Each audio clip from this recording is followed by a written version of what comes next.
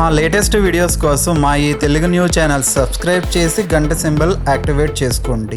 రేపు కార్తీక పంచమి, పరమ పవిత్రమైన రోజు. కార్తీక మాసంలో వచ్చే పంచమి తిథి అంటే పరమేశ్వరుడికి చాలా ఇష్టం. ఈరోజు సాయంత్రం 5:30 నుండి 6:30 మధ్యలో ఇది వేసి దీపాన్ని వెలిగించండి. చాలు, మీ జీవితం మారిపోయి 60 నిమిషాల్లో అద్భుతాలు జరుగుతాయి. కోటి జన్మల పుణ్యంతో మీరు కోటీశ్వరులుగా మారిపోతారు. అనుగ్రహంతో డబ్బు దూసుకు వస్తుందని పెద్దలు చెప్తూ ఉన్నారు. కాబట్టి ఈ పంచమి రోజున ఇది వేసి దీపం పెట్టండి. పంచమి రోజు సాయంత్రం 5:30 నుండి 6:30 మధ్యలో అద్భుత గడియలు ఉంటాయి కనుక ఈ సమయంలో ఈ దీపం వెలిగించారంటే మీరు పట్టిందల్లా కూడా బంగారం అవుతుంది. అదృష్టం, ఐశ్వర్యము బాగా కలిసి వస్తుంది. మీ జాతకమే పూర్తిగా మారిపోతుంది. ఎనలేని సంపదలను మీరు చూడగలుగుతారు. దీపం గురించి అందరికీ తెలుసు. దీపం లక్ష్మీ స్వరూపం. దీపం పెట్టడం వలన అష్టైశ్వర్యాలు కలుగుతాయి. అందులోనూ ఈ కార్తీక మాసంలో పెట్టే దీపం మరింత ఐశ్వర్యాన్ని ఆకర్షిస్తుంది. దీపం తేజస్తత్వానికి ప్రతీక. దీపం పరబ్రహ్మ స్వరూపం, ఆత్మస్వరూపం. మనలోనూ నిత్యము ఆత్మజ్యోతి ఒకటి వెలుగుతూ ఉంటుంది. కనుకనే మనం జీవించి ఉన్నాం. దీపంలోనే దేవతలందరూ ఉంటారు. దీపం వెలిగించిన మరుక్షణమే ఆ ప్రాంతమంతా కూడా దైవిక శక్తులతో నిండిపోతుంది. దీపం పెడితే చాలు, దేవతలు వస్తారు. మన సనాతన సాంప్రదాయంలో దీపానికి ఒక ప్రత్యేకమైన స్థానం ఉంది. దీపం వెలుతురుని ఇవ్వటమే కాక మనల్ని అజ్ఞానం నుండి జ్ఞానం వైపు నడిపిస్తుంది. భారత పురాణ ఇతిహాసాల్లోనూ వేదాంగాలలోనూ దీపానికి ఉత్కృష్టమైన స్థానం ఉంది. దీపంలో మనం మొట్టమొదటిగా చూసే సుగనం కాంతే, కానీ అంతకు మించిన ఒక స్ఫూర్తిని దీపం మనకు అందిస్తుంది. దీపం చివరి వరకు తన కాంతిని పరులకు పంచుతుంది. తన నుండి మరొక దీపాన్ని వెలిగించేందుకు తప్పిస్తుంది. దీపాన్ని మనోవికాసానికి, ఆనందానికి, సద్గుణ సంపత్తికి నిదర్శనంగా భావిస్తారు. వెలుగు సంతోషకారకం, చీకటి కష్టకారకం. జీవితం చీకటి వెలుగుల కలయిక. జ్ఞాన వెలుగుల్ని ప్రసాదించేది దీపం. అజ్ఞానానికి చిహ్నమైన తపస్సును నశింపచేసి జీవులకు వెలుగు మార్గాన్ని చూపించేదే దీపం. అందుకే దీపం పరబ్రహ్మస్వరూపం అని భావిస్తూ ఆరాధిస్తూ ఉంటారు. వెలిగించటం సనాతన భారతీయ సంస్కృతి. ఆర్పటం కలుషితమైన దానవ ప్రకృతి.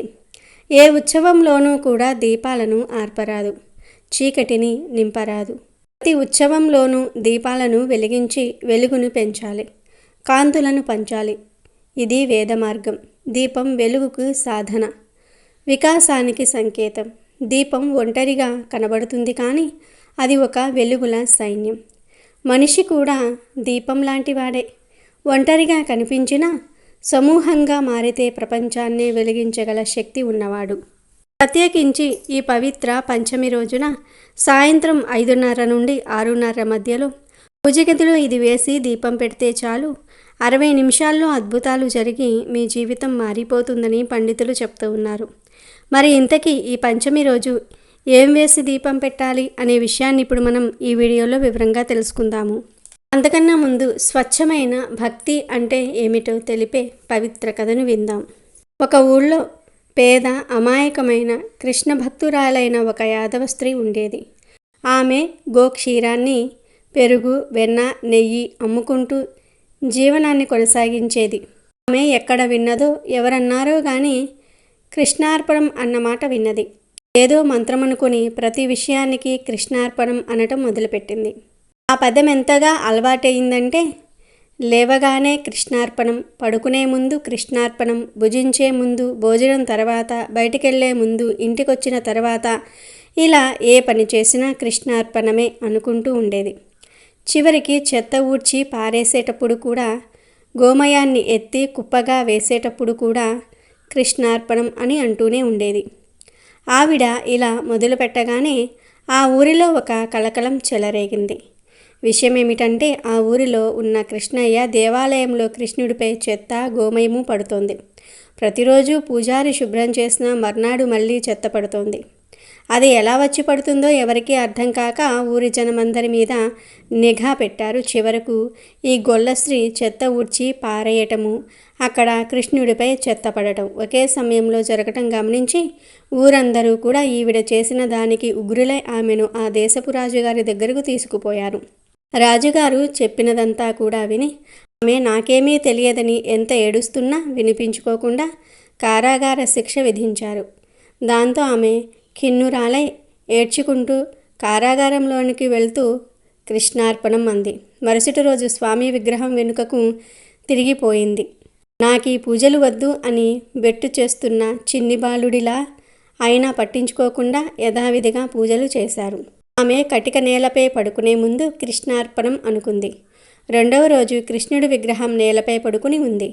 ఇక మూడవ రోజు మళ్ళీ దేవాలయాన్ని తెరుద్దామని ఎంత ప్రయత్నించినా గర్భగుడి తలుపులు తెరుచుకోలేదు.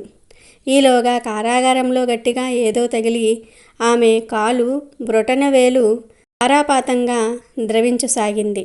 అప్రయత్నంగా ఆమె కృష్ణార్పణం అనగానే గాయం మాయమయ్యింది. చూసిన కారాగృహాధికారి పరుగున రాజుగారి దగ్గరికి వెళ్ళి జరిగిందంతా కూడా చెప్పాడు. అదే సమయంలో ఆ ఊరి జనం కూడా రాజుగారి దగ్గరకు చేరుకున్నారు. మహాప్రభో, శ్రీవారి విగ్రహం బ్రొటనవేలు నుంచి ధారాపాతంగా రక్తమొస్తోంది. ఎన్ని కట్లు కట్టినా ఆగటం లేదు. విషయమేమిటో అర్థం కావటం లేదు అని వాపోయారు. అప్పుడు రాజుగారు ఆ స్త్రీ దగ్గరికి వెళ్ళి నీకు దెబ్బ తగిలింది కదా, అది ఎలా నయమయ్యిందని అడిగారు. ఆమె తెలియదు నాకు అంది.